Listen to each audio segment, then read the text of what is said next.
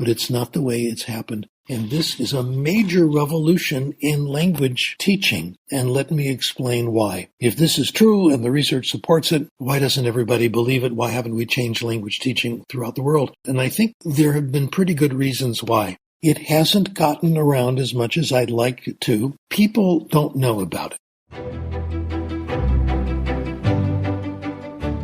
Welcome to Innovational Correctness, a podcast all about innovation and transformation, hosted by David Luna, author, keynote speaker, and founder of Gamma Digital and Beyond. David and his guests discuss real-world practical advice on how to best harness the creativity of your employees and go from idea to product, giving you unique perspectives and insights into their success, all while separating hype from reality and replacing bullshit bingo with common sense. Let's jump right into the show.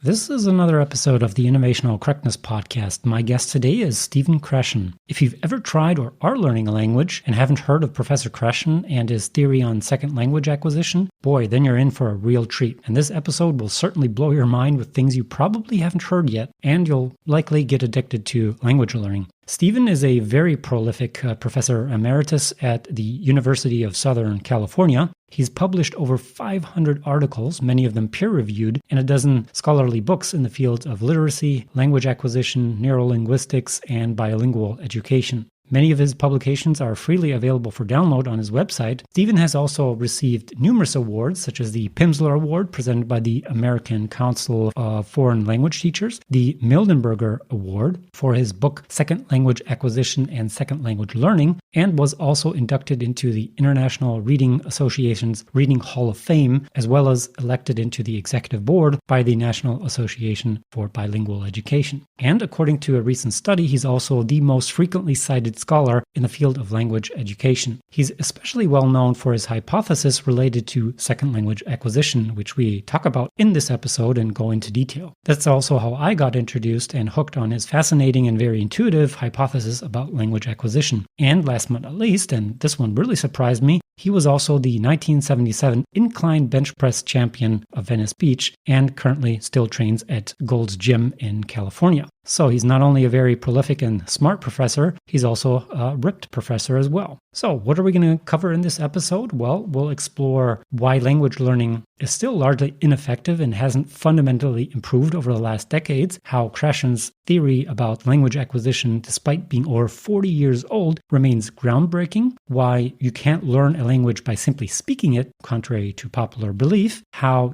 he can boldly claim that everyone acquires language in the same manner, why language learning is a subconscious process that can't be turned off, why there's a strict separation between language acquisition and language learning, and why consciously learned language can only be used to monitor language output but never be the source of spontaneous speech, and which particular order language is acquired, and why that order does not change between learners and is also not affected by explicit instruction, why learning grammar does not improve language acquisition and should be restricted to an absolute minimum during the initial phases, why it's simply not true that children acquire languages more easily than adults, and he also provides overwhelming scientific evidence to back this up, how to apply his theory in practice, and finally we discuss the most powerful tool we have in language education. And also stay tuned until the end, where I, as always, try to reflect and summarize the interview and extract some of the key takeaways for you. And don't worry, there are no ads or sponsor on this podcast, and that will remain that way, promised. That's enough. Let's go meet Stephen.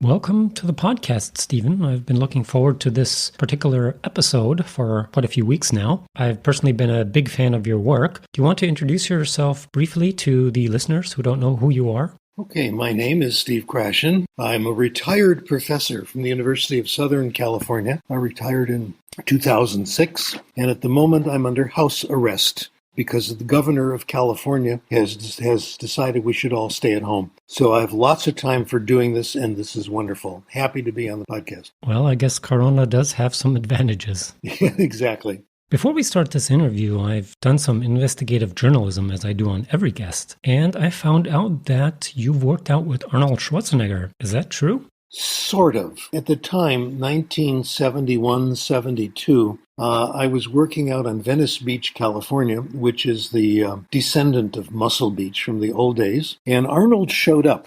I was already, mature guy in my 30s and all that, but Arnold was, I'd say 21, 22 years old, Mr. Universe 3 times already, the most famous bodybuilder in the world. Now, I've written about Arnold. I've written a paper on his acquisition of English, etc. But I do want to share the personal part. Arnold came by, and my goodness, he was so nice. So friendly. You would be working out, doing your bench presses. Arnold would come over and say, "Can I spot you? Can I help you?" Or you'd be doing your curls. I know everybody does their curls. And he'd say, "Try it this way. Put it like there." Everything he said was perfect. Everything he said was nice. He socialized with all of us. Arnold has a PhD in weightlifting. For a young man in his 20s, he understood everything and was one of the nicest people you would ever meet. So that's the inside gossip on Arnold. My article about him, though, which is on my website, I'll be happy to share with anyone, has to do with his attitude about bilingualism. When he became governor of California, he said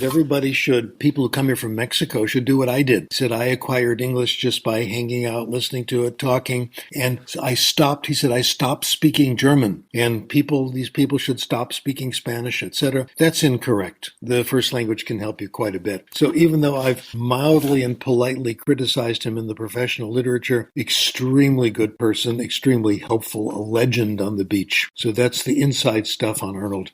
And you do competitive weightlifting, is that correct? My specialty, I used to enter contests on Venice Beach. They had what called odd lift contests, where you didn't have to do the standard stuff. And I did very well in those. My specialty was the incline bench press. I also competed on the curl and the deadlift and squat, all that stuff, and did fairly well. It was good. It was good, healthy competition. The good thing about it was that you competed mostly against people you knew, who trained with you, etc. And everybody encouraged everybody. If you broke your personal record, whether you beat the other guy or not, they all applauded, they all cheered for you. So it was a good exercise in the way competition should be. Good years. I'm still training. I'm now at Gold's Gym in Venice, still doing it and still addicted to it. It's a wonderful thing to do. The secret of my success is weightlifting and coffee. Well, you're shattering quite a few stereotypes about professors being nerds. You not only know your shit, but you're also a ripped professor. Yeah, exactly. Okay.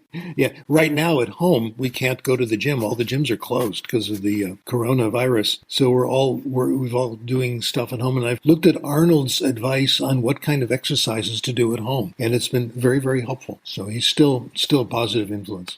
The first time I came across you as a professor and your theory about comprehensible input in language acquisition was way back in 2010-ish, something like that, where I started learning Mandarin. And at that time, I went on a sabbatical for half a year. So I quit my job and went to China to learn Chinese. And this was also the time I came across your YouTube video. And you gave a talk there, and I believe that dates back to the 80s. And you started this talk by making an outrageous statement. Those were your words. We acquire language in one way and one way only, essentially saying that everyone acquires language in the same way. Can you briefly summarize your theory and what made you make that outrageous statement?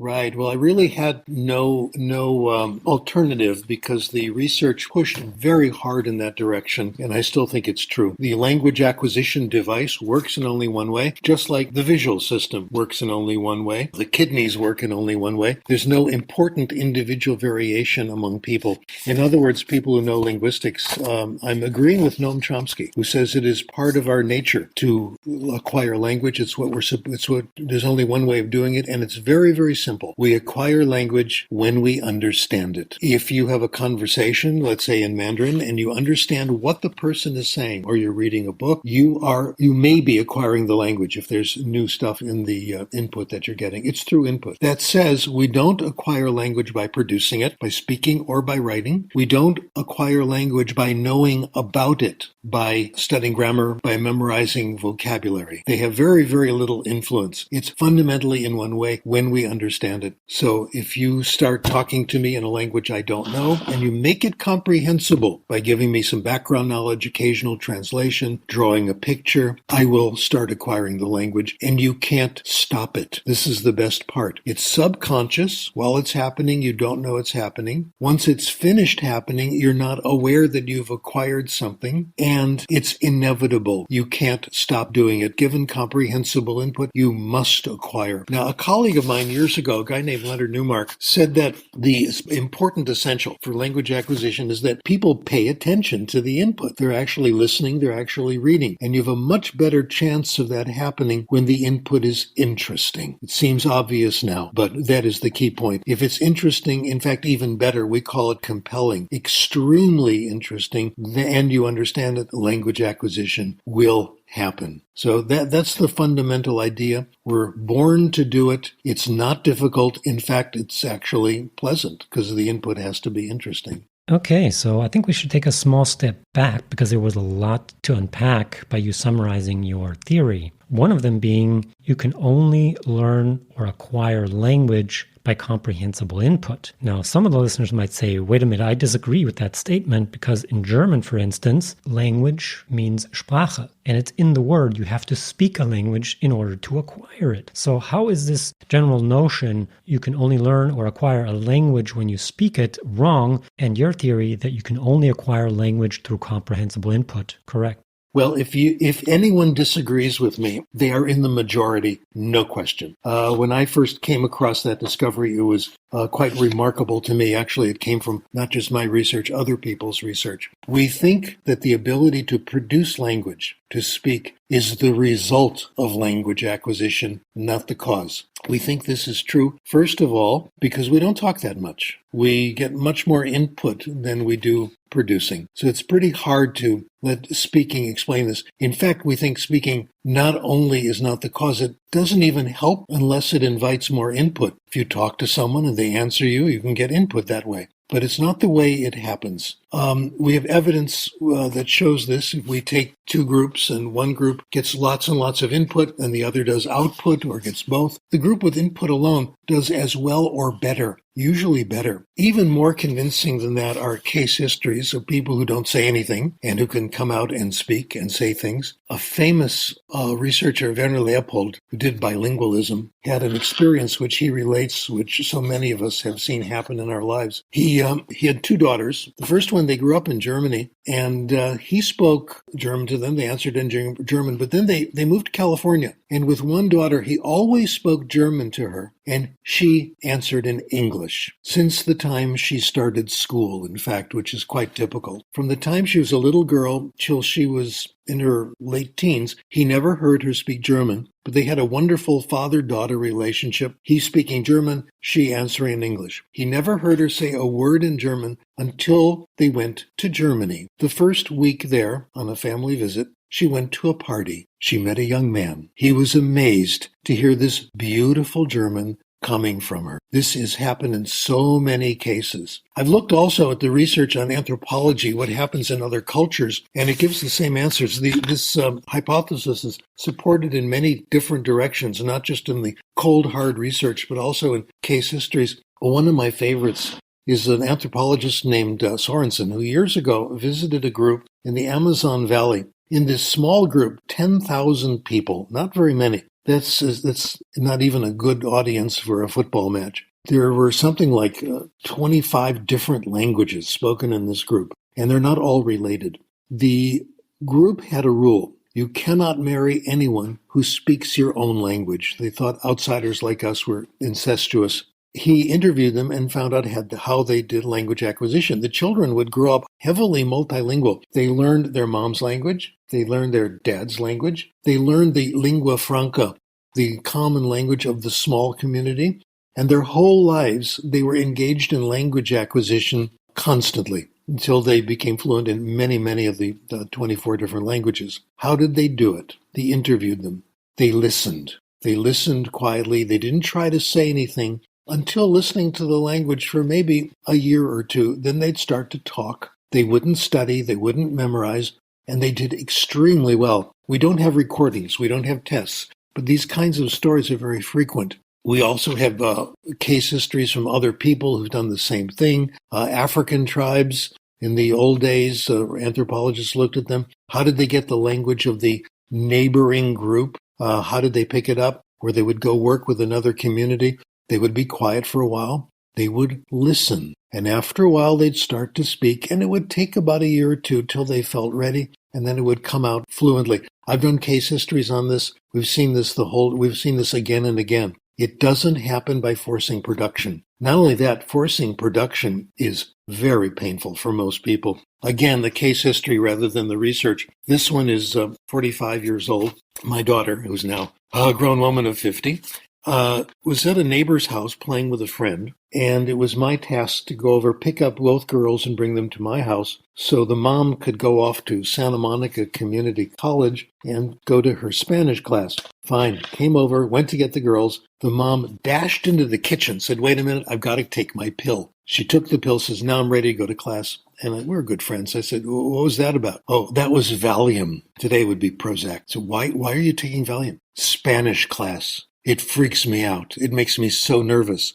Ever the researcher, I said, "What is it about Spanish class that has you so nervous?" "Having to talk, being called on in class, having to do an oral report." I then looked at all the research literature over and over again. The most anxiety-provoking thing in language classes is having to speak. Having to speak before you're ready. You may have consciously learned the rules, you may have consciously learned the vocabulary, but you haven't picked it up. You don't have a feel for it. It doesn't come naturally. This goes to another important part of the theory, probably the most important. There are different ways of getting better in language. What I've been talking about is acquiring a language, eine Sprache zu erwerben, nicht lernen. And this means it happens subconsciously. You pick it up by listening, and it gradually comes. The other process is conscious learning. We call it eine Sprache zu lernen, okay? Learning the rules, being able to talk about them, etc. The language acquisition is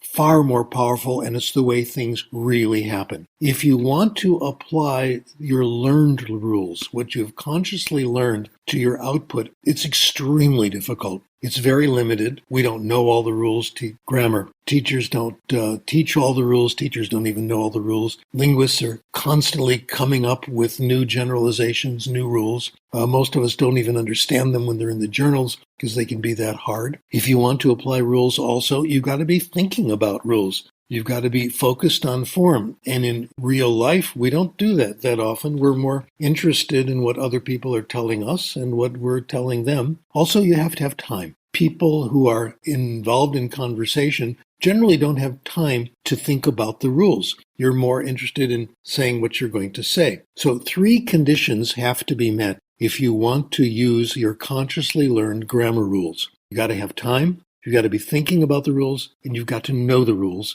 And these conditions are rarely met in real life, in conversation, etc. Even people who are very good at languages, the only rules you can apply are very simple rules. The complicated ones you just can't do. The only time these 3 conditions are met is when we give people a grammar test. When we give people a grammar test, you have time, you're thinking about the rules, and you've studied them. In our studies back in the late 70s, early 80s, people use grammar only when they take grammar tests. In real conversations, very little grammar use. So it's mostly acquisition, and that is acquired through comprehension. To summarize all that, people sometimes say Krashen is opposed to grammar teaching. Don't ever teach grammar. Teach grammar, go to jail. It's awful. It's evil. No, it's not. It's okay. It's very limited. That's the conclusion. It's hard to do, hard to apply, hard to remember, and we don't think about grammar all that much when we're involved in real communication. Now, I have to bring up a big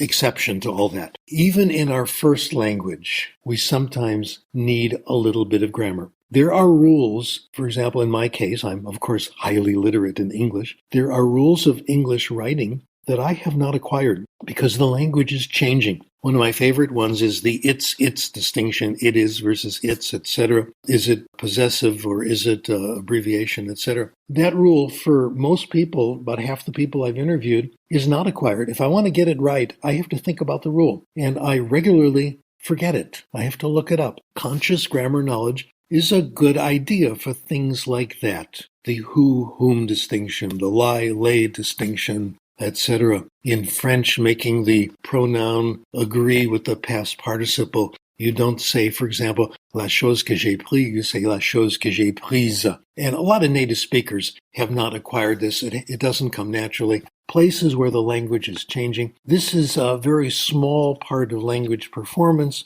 but you got to get those things right. And that's a good place to think about grammar or recognize the rule when you look it up.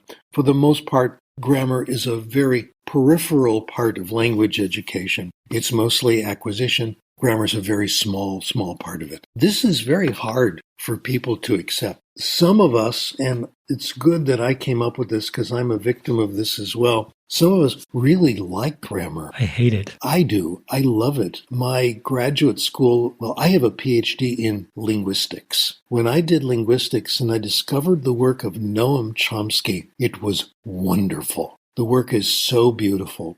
The descriptions of English grammar are fabulous. His claims about universals are absolutely thrilling. So when I see a good tree diagram, it makes me happy. I am a member of a lunatic fringe. Most people are not like me. And in fact, when I can think about grammar and get something right, when I say, for example, la chose que j'ai prise, and I add that E at the end, I rekindle the victory of having consciously learned the rule. What people like me have to remember is that normal people get their pleasures elsewhere. This is a very small part of language performance, and it really is good for people who are sort of amateur linguists who enjoy knowing about language. A tiny percentage. Most people hate it. My estimate from looking at the research, if you ask students how they like certain kinds of classes, I would say 95% hate formal instruction in language, hate grammar. 5% really like it. That's people like me. Yeah, you'd get along with my ex-girlfriend really well. She loves grammar. And I can also attest to your theory, and that's what got me so interested. Because your theory is so intuitive, it just clicked for me. And this also brings me to a point back when I was just about to head off to China to learn Mandarin. I attended a 3-week boot camp at the Landesspracheninstitut in Bochum, which is considered one of the best language institutes we have in the German-speaking region, where they teach German diplomats the language their target country has, or the German astronauts that go into the International Space Station to learn, for instance, Russian within 3 weeks. So they have a solid grasp of the language, where on average you learn about 800 words in those 3 weeks, 6 days a week, 7 hours per day. So they really cram it in. And I don't always agree with all their methods they have, because they start with grammar early on. And I, as a bilingual, German and English, I struggled a lot because I never had the formal grammar education. I intuitively know how to use rules, how to use or conjugate verbs or things like that, but I cannot explain it most of the time. And if somebody tells me, for instance, use this tense in this form, I'll just look at that and I'm like, okay, what do you want? When I attended German school, I could speak German and English perfectly at a native level, but I couldn't write anything in German. And you do have formal instructions in German school, but I always got an F because I didn't understand them. I could intuitively apply them. Now, this kind of brings me also to why I think your theory is absolutely spot on, is the reason why the English of Germans is fairly poor compared to the Dutch or the Scandinavians. Now, is the English of the Germans the worst in Europe? Absolutely not. But comparatively, it's fairly poor on the amount of years they have English in school. And this is because, and that's my hypothesis, is that the Scandinavians and Dutch people, they have much more comprehensible input. So if they watch movies, they only have the subtitles, but they have the original language. But in Germany, everything gets subbed. Essentially, the Germans, they can be really lazy because they rarely have to get out of their comfort zone because everything's subbed. And in Scandinavia, they have the original movie and they have the context to see what the actor is doing and can kind of, even if they don't fully understand what is being said, they at least get the gist of it. And it also reminds me of another example that I've seen on YouTube about at least 10 or 12 years ago, where a girl was learning German and her pronunciation was absolutely flawless. I really had to struggle to see, is she native or not? And she was definitely not native, and she was learning German and was complaining that her German's not perfect. I'm like, wow, I've never seen this before. And she explained how she was learning German, and she explained that she was listening to a lot of Tokyo Hotel. So that was her favorite band or whatever, and she was listening and reading the lyrics to those songs and had a lot of comprehensible input. And she acquired an almost native level of pronunciation. And I'll try to find that video and post it into the show notes so the listeners can judge themselves how good her German was by basically teaching herself German with her method of listening to songs and such.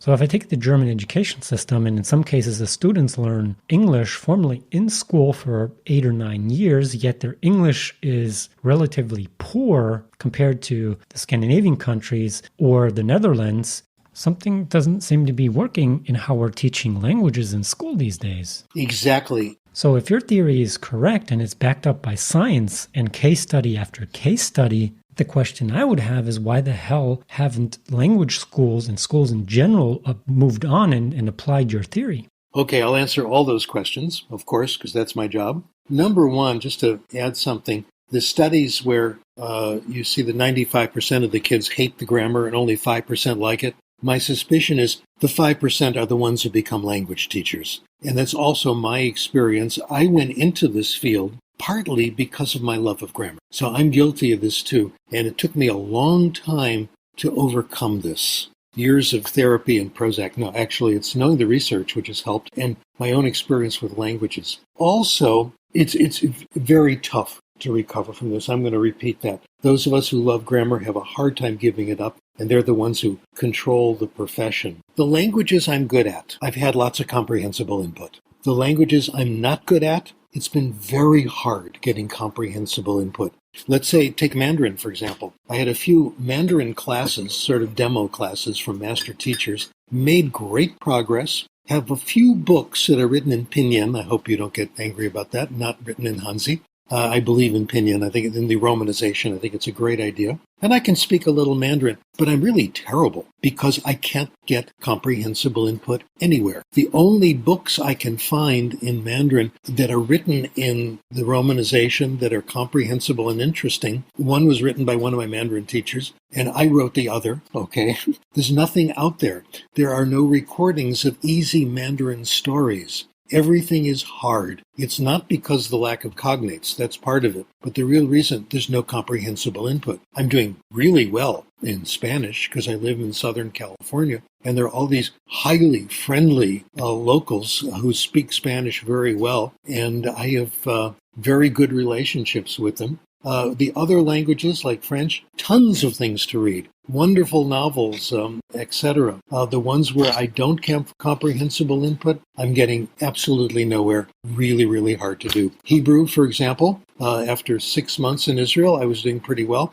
But after I left, there's no one to talk to. I don't know Israelis. I don't hang out. My other language is Ethiopian. Go find people who are going to speak to you in Amharic. Not really there. So it's hard to get comprehensible input. The breakthrough in pedagogy is going to happen when we have lots and lots of sources of comprehensible, interesting input. We're making some progress. The amount of literature written in Spanish for beginners and intermediates is increasing all the time.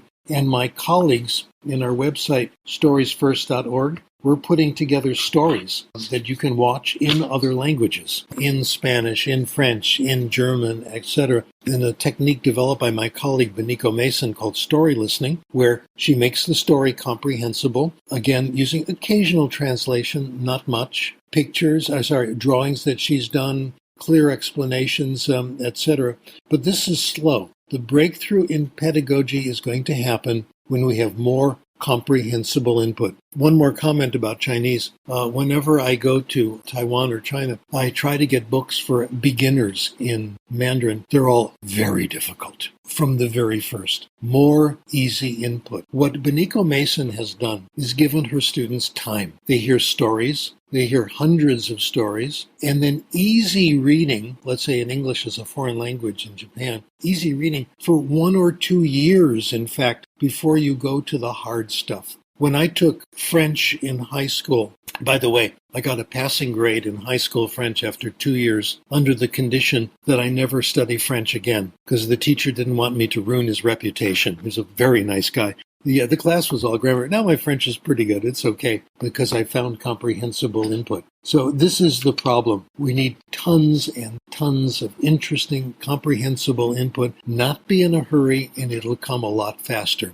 Our guess, and this is my consultation with Benico Mason, if you want to move to the levels where you can understand native speakers, etc., for most languages, you need to hear several hundred comprehensible stories. You need to read about 100 easy books, and then you can make progress. Then you can understand authentic input. So instead, we rush into the hard stuff. When I did French in high school, the first reading assignment was filled with all the grammar that was the target grammar for that lesson and the target vocabulary. So by the time you got to chapter 2 or 3, it was nearly incomprehensible. The reading passages were like that, and then you immediately went to authentic Spanish, classics, nonfiction, etc., which were very difficult, which you can only do by cryptoanalytic decoding word by word. The answer, lots and lots of easy input. Let me repeat that. Lots and lots of input that is so interesting that you forget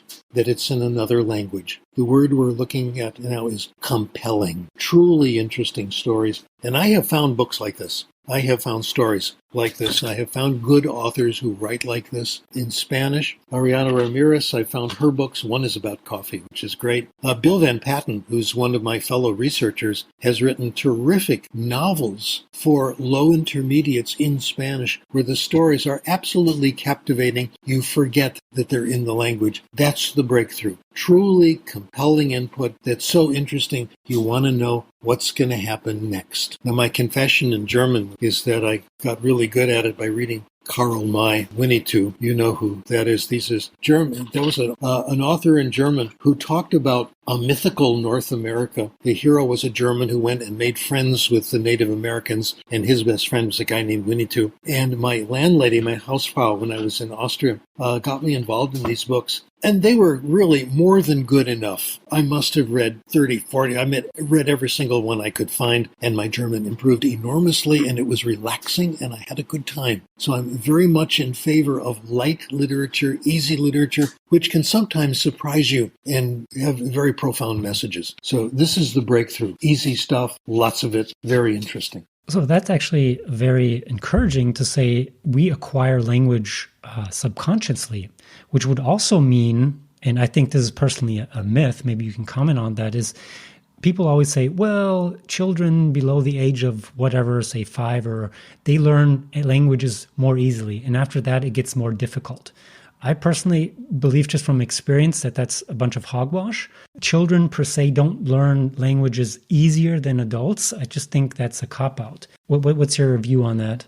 Oh boy, am I glad you asked me that, because I can show off and brag about my research in this area. This was the topic of my doctoral dissertation back in the early 70s. We thought then, and I believe this, that there was a neurological barrier to adult language acquisition, that when you reach about the age of puberty, the brain changes. The stuff that's on the left goes all to the left, the stuff that's on the right goes all to the right. They don't mix, and for some reason that made language acquisition impossible and had to be done consciously with pain and suffering. The guy who came up with this was Eric Lenneberg, a scientist who I greatly admire. I think the hypothesis was wrong, but I think it was a brilliant hypothesis because it gave us something to study. Chomsky says there's nothing wrong with being wrong. This is a good case of it. And I started looking at the neurological cases as part of my dissertation that Lenneberg did, and I found that the separation of the two functions, we call it lateralization, was actually done much earlier. It was done at age 5 or earlier, and there's signs that the left and the right were different even at birth. So I published that, and Lenneberg actually congratulated me on that. It was a very good example of scientific cooperation. Since then, we have overwhelming evidence that adults can do it, and they can do it very well. the most impressive case history? Tell you about a guy named Steve Kaufman. Steve Kaufman speaks something like 17 languages. He's a famous polyglot. He's now in his early 70s, and he's good. I've been with him. We went out to lunch with my Chinese teacher and her friends. His Chinese was really something. His French is excellent. His Spanish, we had dinner at a Spanish restaurant in Southern California, and he was really good. I think he's the real thing. So I've heard him do this. He says he's done 8 of his languages since age 62. Isn't that wonderful? What a great example. Some might say now, well, okay, that's an exception. He's a genius. He has an IQ of 200. Okay, let me get to that. Right. Exactly the right question. Thank you. I like you, David. This is good. Is there a gift for languages? When I was in Budapest, I met a woman named Lom Kato, who was very famous there. She was the local hero. She also had acquired 15, 16 languages, wrote books about it, etc. And I made it a point to go visit her over and over again. And she's been doing it her whole life. When I was there, she was working on Hebrew, and she was 86 years old and reading texts that I thought were quite demanding. And while I was there, I met a lot of the local famous people in linguistics and pedagogy, and I kind of milked my relationship with Lom Kato. I took advantage. And I said, I've been hanging out with Lom Kato. What do you think? And their universal reaction was, she's different. She has a different brain. Now, they couldn't tell me what was different about her brain. Does she have 2 left hemispheres or whatever? But they never studied her work, never met her, never read her books, etc. We did a study recently, which I think came up to a remarkable hypothesis. I'll give you the hypothesis, then I'll tell you what our data was. If you have the right input, my colleague Benico Mason calls it optimal input, comprehensible, compelling, rich, interesting, all that stuff, everybody's gifted. Everybody acquires at just about the same rate, and they acquire quickly. My data comes from a study from Benico Mason, who just retired from the university that she was teaching in Japan. And part of her responsibility was to teach a class that anyone could come to, people who wanted to improve their English. The class was stories, which she told in a comprehensible, engaging way. And the homework was reading what we call graded readers in English, lots and lots of easy reading. When she finished the course,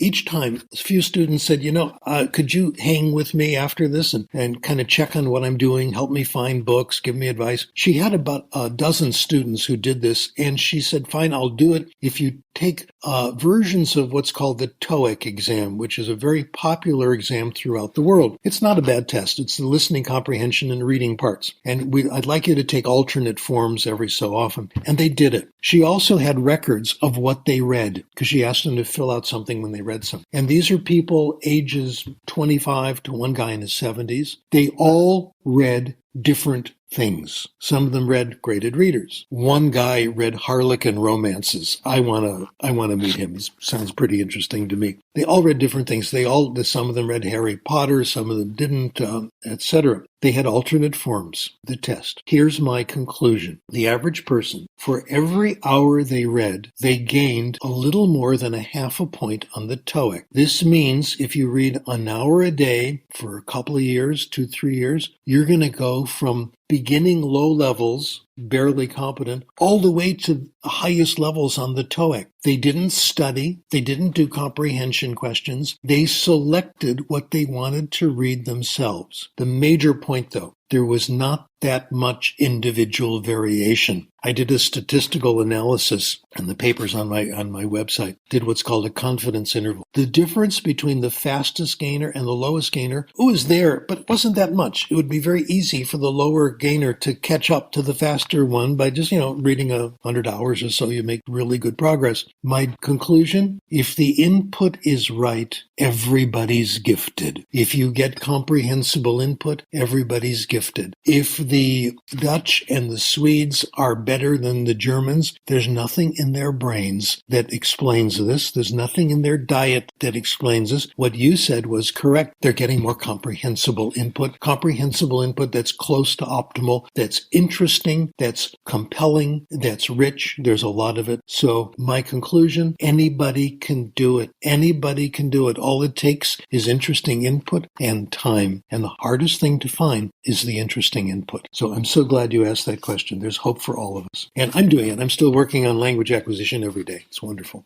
Yeah, and the funny thing is, every time I tell people that children actually have it much more difficult in acquiring a language than adults, or that adults can learn languages much, much faster than children, almost everyone disagrees. And I'm like, look, if children learn languages much more easily, and I'm certainly not Einstein, can learn basic Chinese, rudimentary Chinese. I'm definitely not the best one at language learning. And I can learn 800 words and can get around in China within 3 weeks, as everyone else in the Landesspracheninstitut was able to do as well. Remarkable, yes. Then the child must be dumb. That's the only logical conclusion someone could come to if both are possible. But that's just not the case. What people tend to forget is it just looks effortlessly when children are learning a language.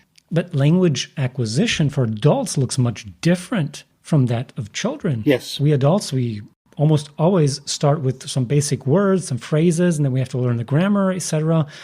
Essentially learning a language for multiple years, and it's still not very good compared to children. So the system of acquiring languages or teaching languages for adults seems to be flawed. Or am I completely off on that? You're completely right. A few comments. Adults actually, when you look at the studies, are faster than children. Older children are faster than younger children, and adults are faster than all children because the input is more comprehensible to them, because they have more background knowledge. That's a good explanation, I think. And the one place where children appear to be better, of course, is accent. The thing, though, is that the kids apparently have better accents, and here is my conjecture on accent. The word conjecture is fantastic for scientists. I got it from my son who's a mathematician, and he advised me, when you're not really sure that your hypothesis is right, when it really seems crazy, call it a conjecture. It's really a hypothesis. So I wrote a paper called A Conjecture on Accent a few years ago, and here's my hypothesis. The perfect accent is there. It's inside you. I have a perfect Austrian-German accent. It's somewhere there. I don't use it when I speak because it's not me.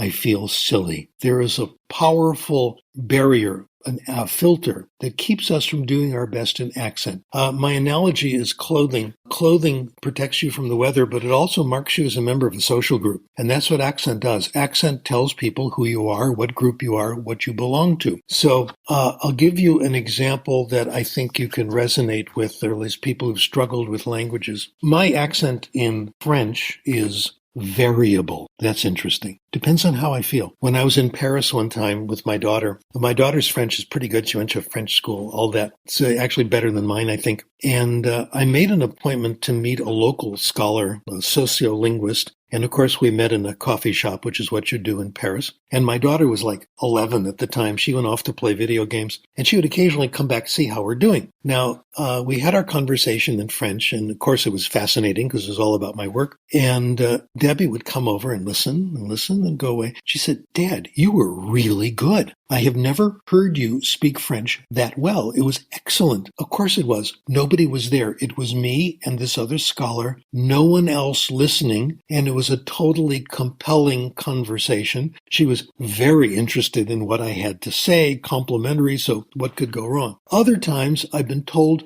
I speak French without a trace of a French accent. There's nothing there. And again, I'll give you my experience, which I think will resonate with listeners to this podcast. I spent some time on a fellowship or visiting professorship in Ottawa, University of Ottawa, where I worked a lot of the times with French immersion and teaching subject matter in French at the university. And while I was there, I worked on papers with my colleagues. One of them was in French with my French-speaking colleagues. I went back a few months later to talk to my colleagues about our work. We had the meeting in French, going over our paper, outlining it. I ran the meeting. I was the first author, etc. And I was doing fine. We met in a classroom, but nobody was there. Let me tell you who was there. A lady that I took French classes from, who was really nice. My friend Hubert, who is just fabulous. who spoke English perfectly, but he never wanted to speak it to anyone. He was more in favor of French. His daughters and my kids got together every Saturday and went over to Hull, the other side of all French, and went roller skating.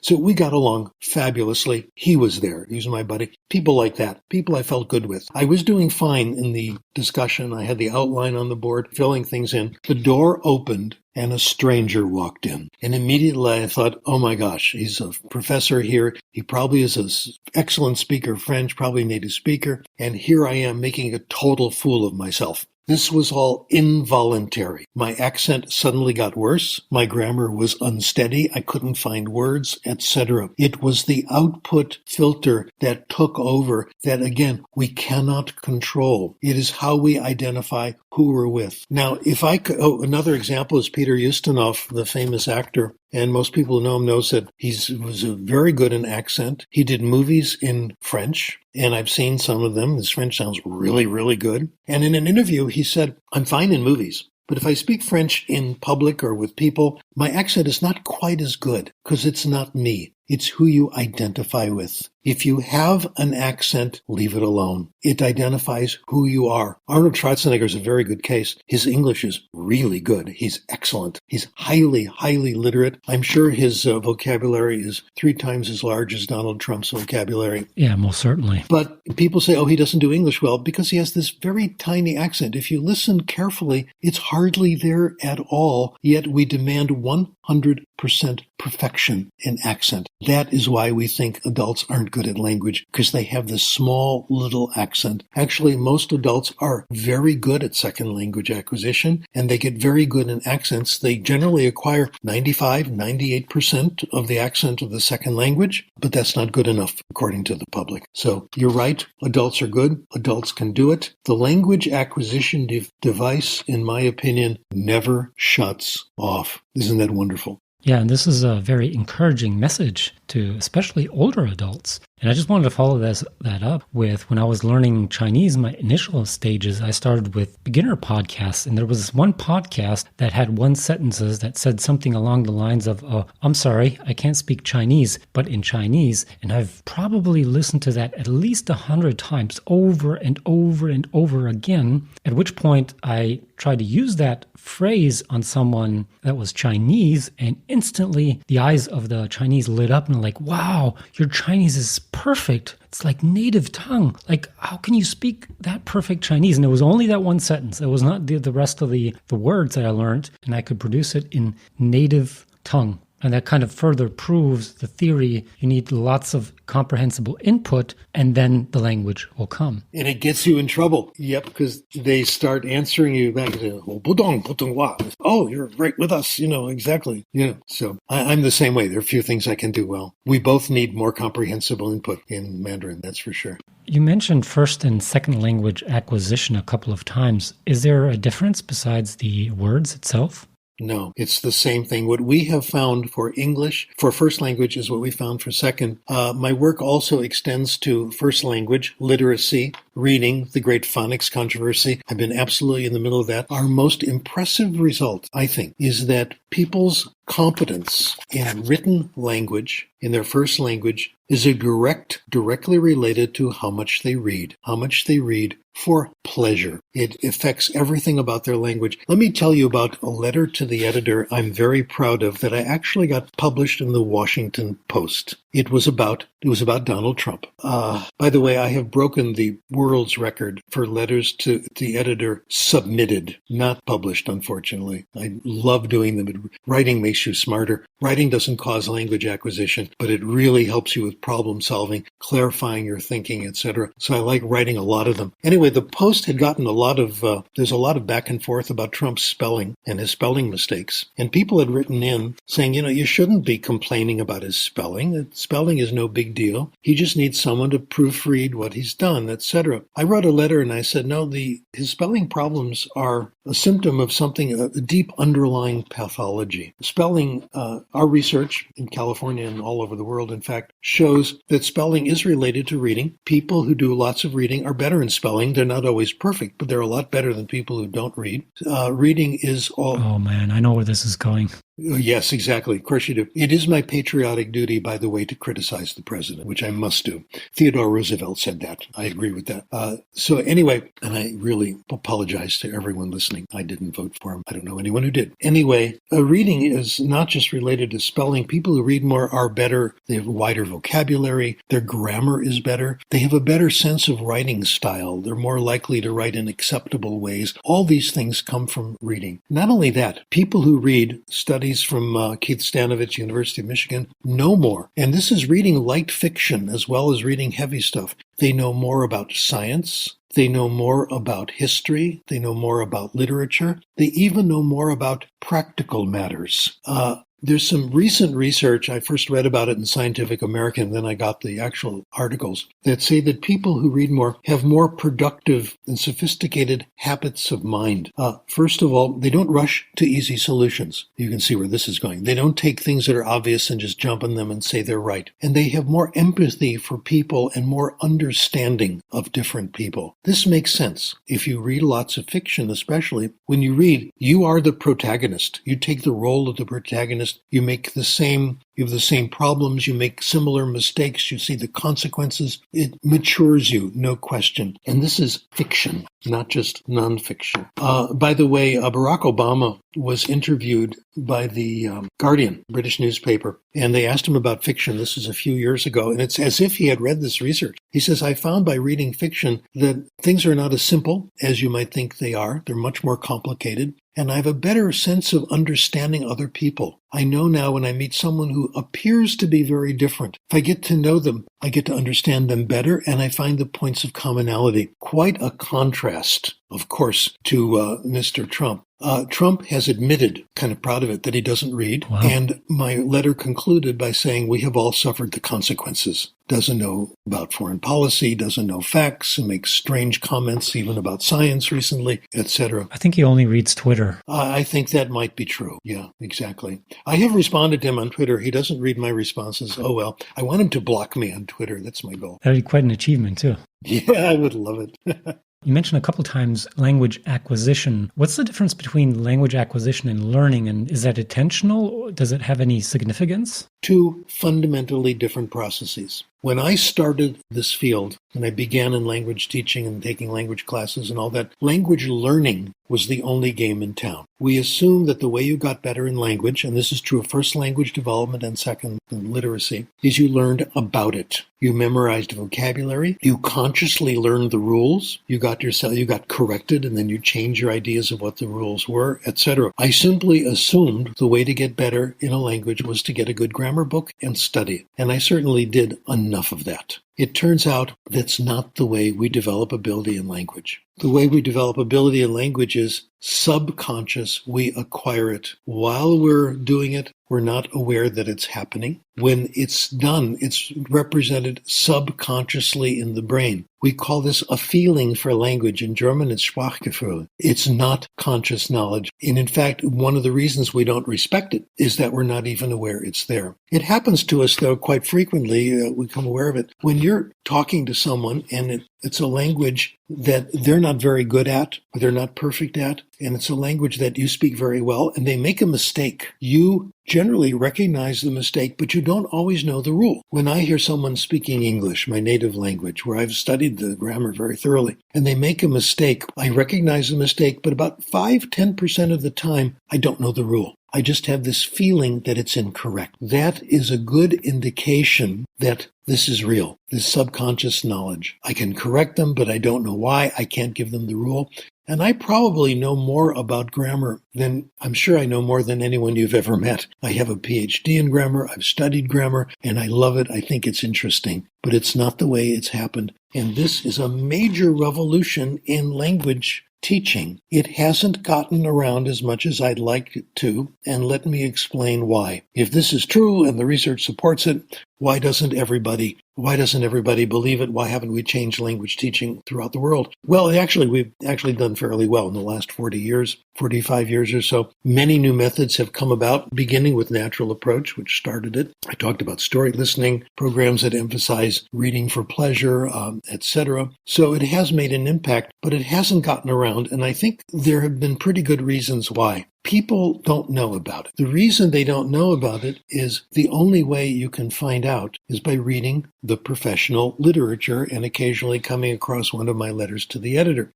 There haven't been too many popular books saying this. I don't write them because I'm not very good at that. It's not what I do. And the professional literature is daunting. It's very hard to read. Colleagues at the university complain, oh, teachers don't read. No, they don't, and I don't blame them. The research papers are extremely difficult to read. They're long, they're dense.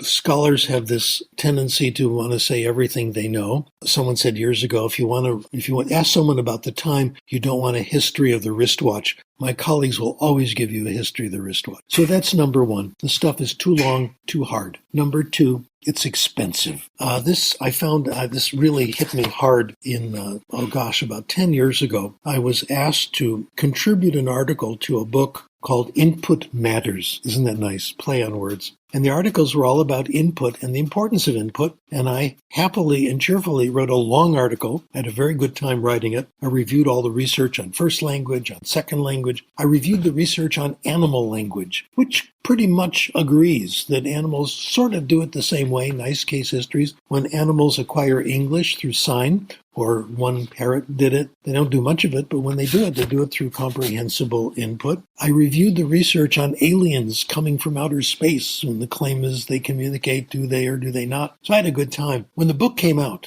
it sold for $160 American hardcover. I don't know about you. Holy shit. Yeah, exactly. I can't afford it. I couldn't afford to get extra copies for my cousins. All right. I looked at the publisher and all the other books by I won't mention any names, Multilingual Matters. Another book they wrote called Poverty and Language sold for $160. The irony was lost on them. All the books are expensive. The journals are expensive. I, deduct my journal fees from my taxes. Until a couple of years ago, I was spending $5,000, $6,000, $7,000, $8,000 buying professional literature. I can't afford it. Now, I've decided to rebel against it. I was inspired by a British mathematician, winner of the Fields Medal, major prize in math, who declared war against the publishers. He said, we read your articles that are submitted, we change them around, we edit them, etc., we write them, and you guys publish them, and you charge just incredibly outrageous fees for subscriptions. So I've started a movement in the United States, already taking place in the UK, already taking place in India. In fact, a good colleague of mine has been responsible for this. No more of this.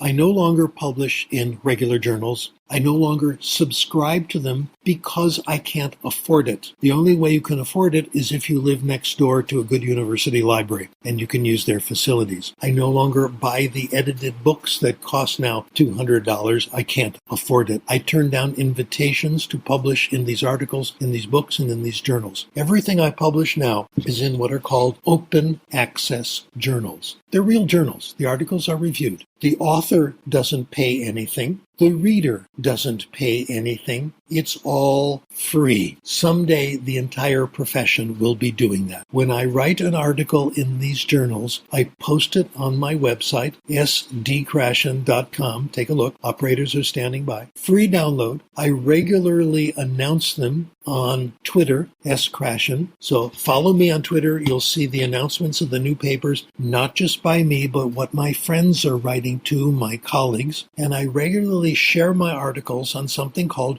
ResearchGate, which will post anybody's published paper and make it available to everybody. I think that's wonderful. Not only are the articles free, I think all scientific knowledge should be made freely available. Not only are the articles free, the articles are short. My articles are like a page and a half. The example I use, probably the most frequently cited scientific article of all time, is the article on the double helix, Crick and Watson. It was published in Nature. It's about a page and a half. They don't review the entire research. If you need to review the research, you shouldn't be reading the paper. They don't end the article with a long sermon on what you should be doing with your life. They may put in a sentence, We are aware that there are implications of this for such and such. Keep it short. So the articles that we are doing now, I'm not the only one, are short and they're published open access. So my scholars are doing this. My colleague Jeff McQuillan has a website called Backseat Linguists where they're 1 page, 2 pages. My colleagues, Benico Mason is doing this. Others are doing this. And the research is being more and more widely shared. I think someday the entire profession will do this. University libraries have cut down on their subscriptions of a lot of the journals. They can't afford them. And now we're moving to other places. This, I hope, will change things. Teachers will be able to read papers and understand them and share them easily with colleagues thanks to the internet. And I'm hoping this will allow our research to be more widely circulated. What I just told you a few minutes ago, my paper on showing that there's really very little individual variation when the input is good and comprehensible and optimal, that's about 1.5 pages, published in open access where I can share it with anyone I like. It's there on the website. I regularly post it, repost it, etc. So this, I hope, will change things. And I hope popular writers will get the idea.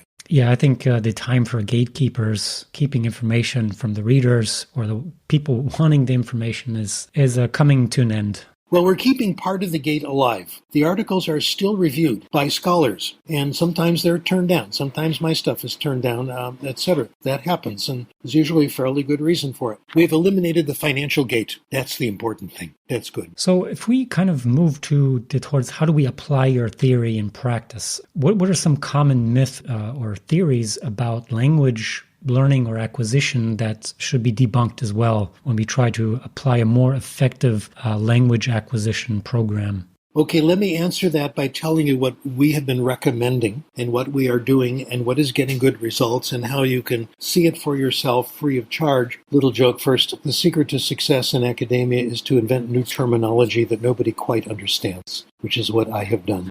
And I'm going to do it now. Every year or so, I have to come up with a new term, keep reinventing myself, kind of like Madonna. And today's new term, which is actually a pretty good one, is called conduit. This is called the conduit hypothesis. And it says that everybody goes through predictable stages in acquiring a language, and each stage is a conduit to the next. It makes the next stage possible. And the 3 universal stages, and this is true for literacy, first language, second language. Stage 1, stories. Stage 2, which is a big one, various kinds of reading, and I'll break that up into substages. Stories, first language. Stories are the basis of first language development. First of all, children like to hear stories, as every parent knows. They like to hear the same stories again and again. The only kids who don't like to hear stories are kids whose parents don't like to tell them stories or read to them. The research on listening to stories and listening to books read to you is stunning. Children who are read more stories are better in school in everything. They have bigger vocabularies. They learn to write more quickly. They know how stories are put together. Again, they know more about the world, etc. And they want to learn. They want to read. They develop a taste for reading because they want to read these stories for themselves. There's a massive research literature on this. I'll give you one case,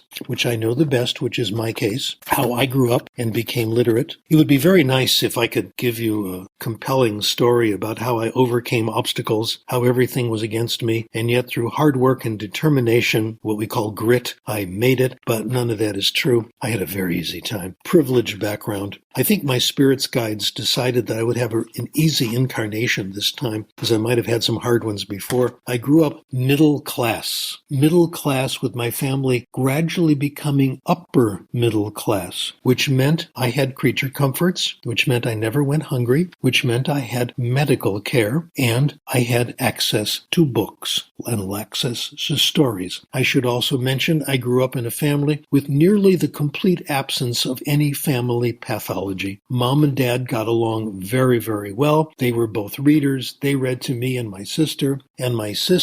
I'll tell you one story about my sister, which will tell you all of it. 3.5 years older. When I was 9, my sister took me to the local public library and got me a library card. This is the kind of facilitation I had. She introduced me to good stories on the radio, etc. Children who grew up like this, middle class, have so many advantages. Those of us who had it have to tell the world about it and how easy it was, because children of poverty don't have that. And it's a million times harder when a child of poverty, even working class, is successful in school, becomes highly literate. It's quite an accomplishment. And there's usually a story behind it, how they got access to these things that they didn't have at home. So that's how I made it. To use baseball terminology, there's a wonderful quote by a football coach, Barry Switzer, but it's a baseball quote. Some people are born on third base, and they spent their whole life thinking they hit a triple. People who are born middle class think they made it themselves. The rumor among many of Trump's followers is that he was a self-made man and that he overcame obstacles. No, he was born into tremendous wealth, millions, etc. And this is generally what you see in successful people like me. We were born with huge advantages. So school has to provide what the family could not. We need schools with really good libraries. We need story time. I'll give a plug for a very good book, The Read Aloud Handbook by Jim Trelease, Trelease, which is all about read-alouds and how important they are to children. Highly readable, and he has done a great deal in encouraging read-alouds and high literacy throughout the English-speaking world, in my opinion. Okay, so we have imitated this in language acquisition. The good teaching methods for foreign language and second languages all encompass some version of stories. Listening to stories. The one I've been working with the most closely, I've mentioned Beniko Mason several times. She's developed a method called story listening. Story listening, the teacher from the first day goes in and tells stories, draws pictures as she tells them. If you go to the website Stories First, you can watch me telling a story in German. You can watch lessons in Spanish, lessons in French, etc. Get an idea of how it's done. You do this for quite a while. The stories get more and more complicated. She likes to retell stories from Grimm's fairy tales. Because they, as she says it, they've stood the test of time. They are interesting and they're not boring. They're exciting, and people add their own versions, etc. So gradually, that's the first reading assignment for the students in classes. Students read the stories that the teacher has told them, and you can see collections of these stories, and that's a good start. From there, you move on to the second stage. The second stage is reading. The research on reading is absolutely stunning. I wrote a book on this, too expensive, sorry to say, but most of it is in journal papers, called The Power of Reading. I wrote this about 20 years ago. The research on reading is absolutely stunning. Free reading, we call it free voluntary reading, self-selected reading, the reading you do on your own, is the major source of our spelling, of our vocabulary, of our grammar, of our ability to write in a coherent writing style in first language and in second language. The best predictor of performance on any standardized test of language is how much pleasure reading kids have done. We did a big study of this. I did this with Jeff McQuillan and Cian Lee, and it's mentioned in a book. Also too expensive, so I won't mention it. We did this a couple of years ago, looking at the results of the PEARLS examination, an international test given to children in 40 different countries, and they're tested in their own language. This is a first language study, and I think it's probably the most important research project I've ever been connected with. The PEARLS organization supplies the raw data, what students from each country did, how much reading they did, reports of questionnaires, their scores, the poverty level of the country, etc. Again, these are 10-year-olds from 40 countries throughout the world, so we had a very good database. Here's what we found. The scores on reading comprehension. The best predictor by far was poverty. You find this in any research that mentions poverty. It is so strong, all the other variables are nearly always swamped away. There's no room left for any other predictor to show its face. And we found that too. We found it in two versions that we did. Poverty, overwhelmingly the best predictor of how you do in reading comprehension when you're 10 years old. We then added access to a school library with a sufficient number of books. The first study we did, the impact of the school library was exactly the same as the impact of poverty. Poverty lowers your score. Reading, access to a school library raises it. It balanced the effect of poverty. Children of poverty don't read well. Major reason, they have nothing to read. When you supply them with books, their reading scores look much, much better. In our first study, it actually balanced it perfectly. The second study we did, the effect of the library was not as strong, but it made up for about 40% of the effect of poverty, which shows you how strong it is. We also had data on whether the kids had early exposure to teaching, whether their parents had taught them spelling, gave them a little bit of writing practice, etc. All the things school thinks are very important, a little bit of phonics, etc. Kids who had that did no better in reading 4 years later. In fact, one time we looked at it, they actually did a little worse. The amount of instruction in reading they had in school, one time made no difference. One time was negatively correlated. So it was our major result. It's reading that did it. Poverty, of course, and part of poverty is access to books. If you live in poverty, you have fewer books in the home. You have fewer bookstores. Your parents can't afford to buy them for you.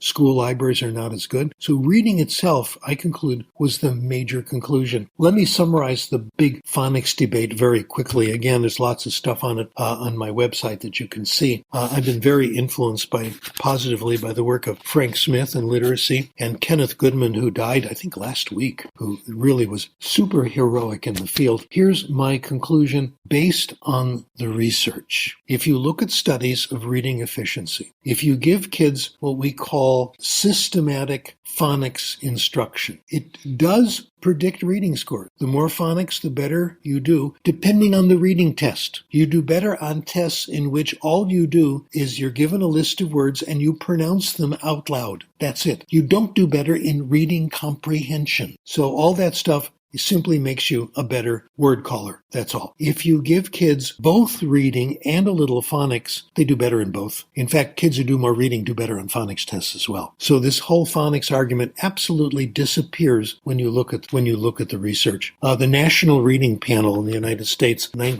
came out in the year 2000. They attacked free reading and they praised phonics, and I have responded to both of them back and forth. I'll summarize it. They're wrong. I'm right. How do you like that?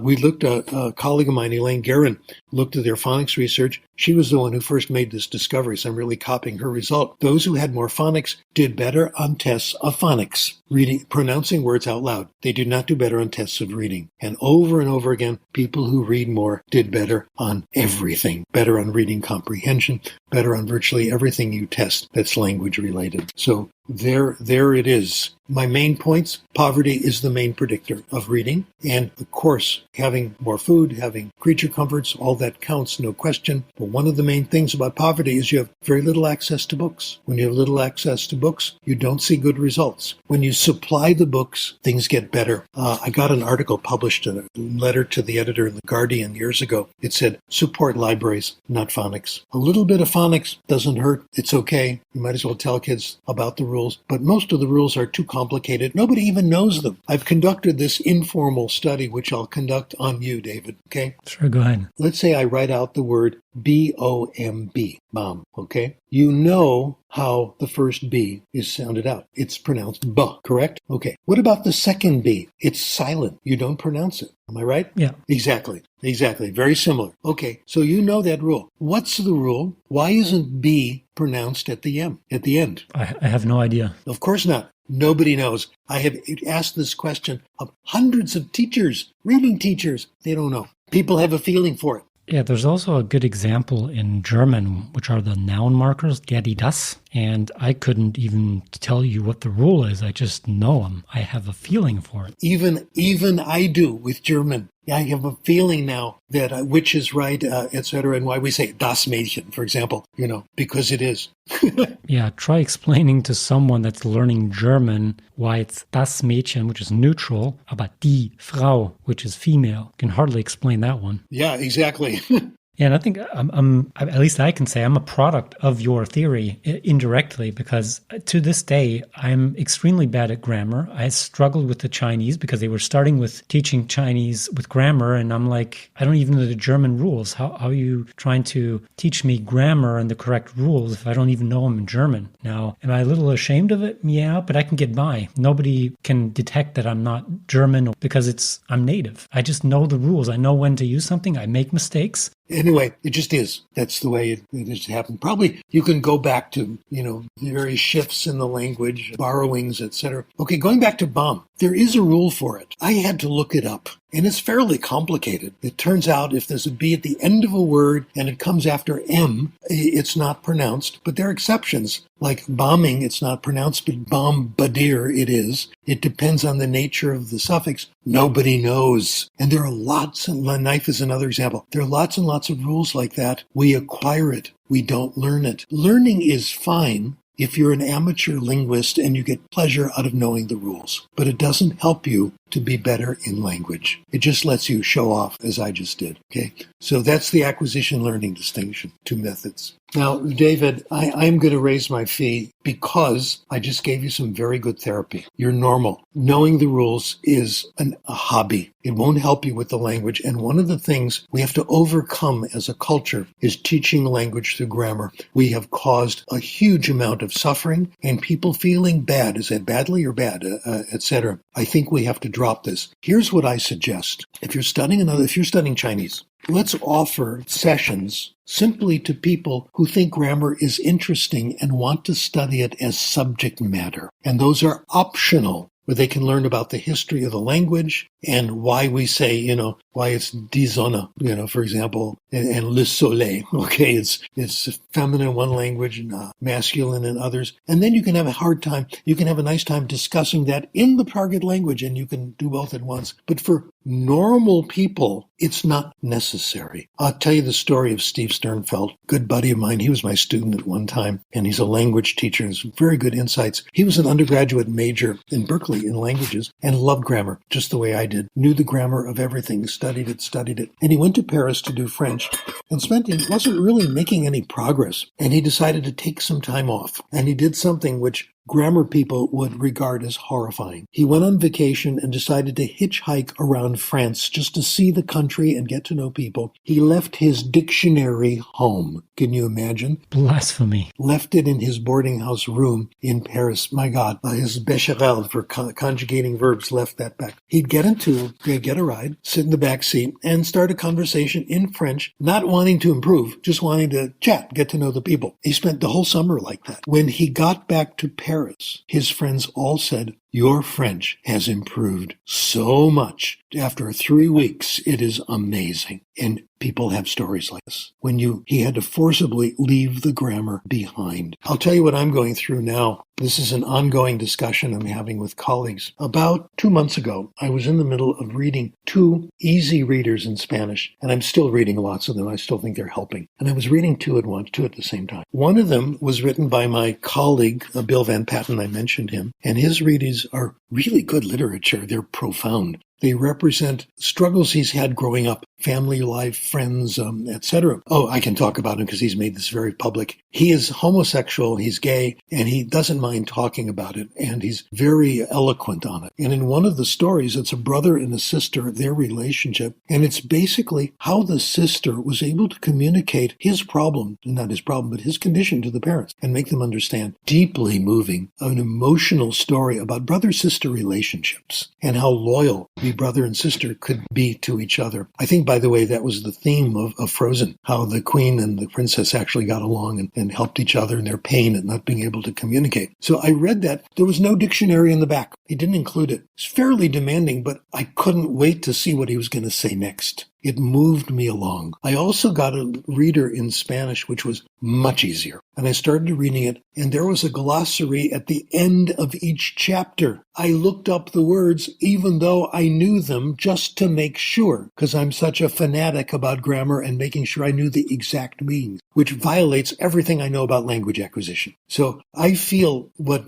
Alfie Kohn talks about this, the undertow toward traditional methods, which affects even me. And here I've come along with this theory that says grammar is not the way you do it through acquisition. And I feel the pull of grammar. I feel the pull of getting things right. I know from the research that when you see a word in print and you understand it, you don't get the whole thing right away. It's gradual. You need to see it in different contexts. It takes 5, 10 times to see the word till you really have it. And just relax. You're going to see it again. Don't worry if you don't get the whole thing. It's going to come back. And even I have ignored this. So I'm letting you off the hook, David, if this happens to me. And I have a PhD in grammar, as I told you, and I know the rules so well. Even I feel bad that I can't articulate them all the time, that I don't know the full meaning of the word, etc. It's going to take the human race quite a while to resist the undertow. So this is, I think, something we can maybe learn from the coronavirus is to quarantine the people that love grammar from the people that just wants to learn the language.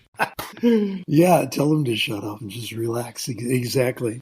Good point. Yeah, that's what I used to tell my ex-girlfriend. I'm like, if you have pleasure in grammar, sure, good, but don't lie to yourself saying grammar will improve your language. Because again, I can only say it from my own experience learning two languages simultaneously that your theory checks out. It was so intuitive back then. And I'm like, guy, this finally someone that explains to me why the English of Germans are fairly bad compared to the Scandinavians. It's not the worst in Europe. I'm not hating on Germans, but explain that and why I can speak proper English, fairly good, I would assume, and proper German without knowing the rules. Einwandfrei. Yes, exactly.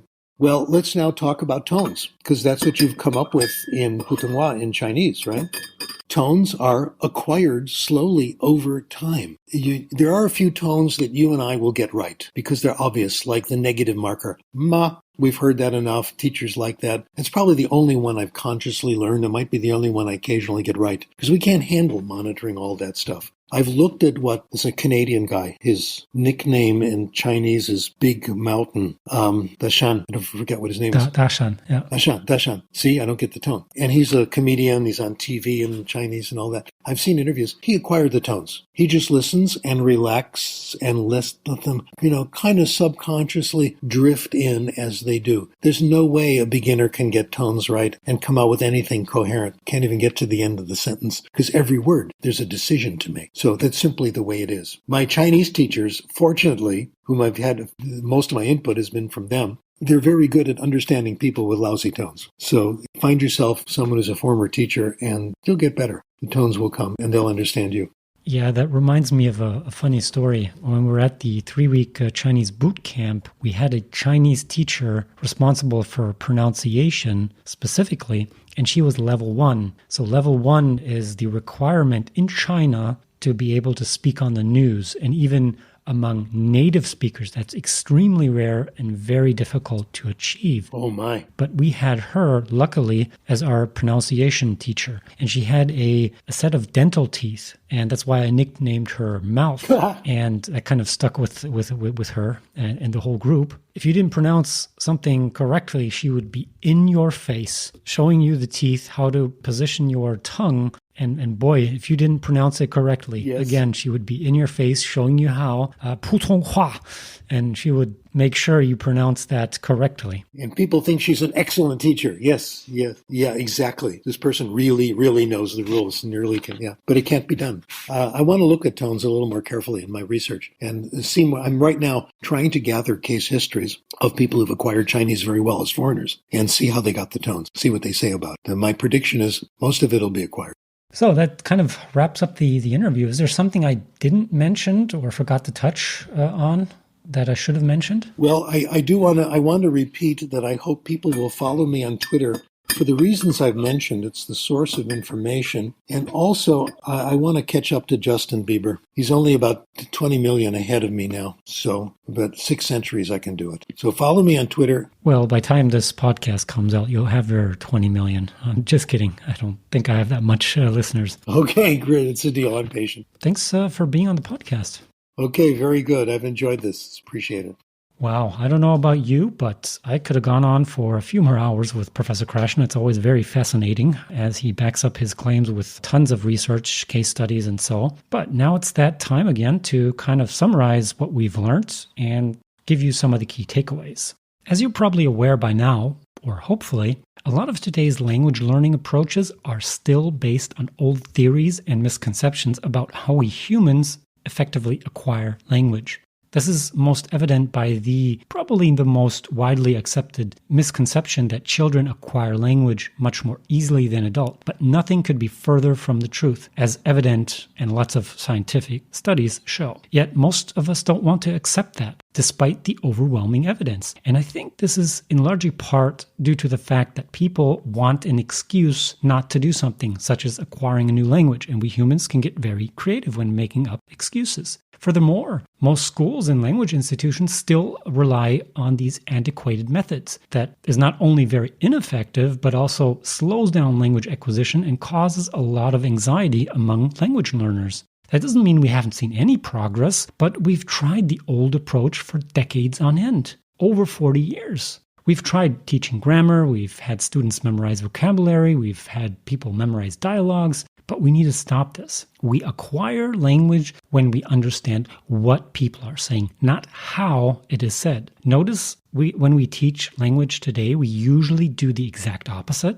We first memorize some vocabulary, then learn some grammar rules consciously, and then practice them in output until they become automatic, or in other words, consciously learned knowledge eventually becomes subconsciously acquired knowledge. And this skill-building approach, how it's also called, also states that we adjust our consciously learned rules when they are corrected. But how about we try the natural language approach for a change? It has not only proven to be much more effective, but also much more enjoyable. That old way, or that skill-building approach, has not done really well in research and is often very painful. Yet this skill-building hypothesis, for most people, it's a widely accepted default. We don't question it anymore. And yet most people are unaware that the groundbreaking comprehensible input hypothesis exists. And here's the thing, what could be more encouraging than this theory? Not having to learn tons of grammar or hundreds of vocabs at the start. Krashen's theory of second language acquisition consists mainly of 5 hypotheses. The first hypothesis is the input hypothesis. So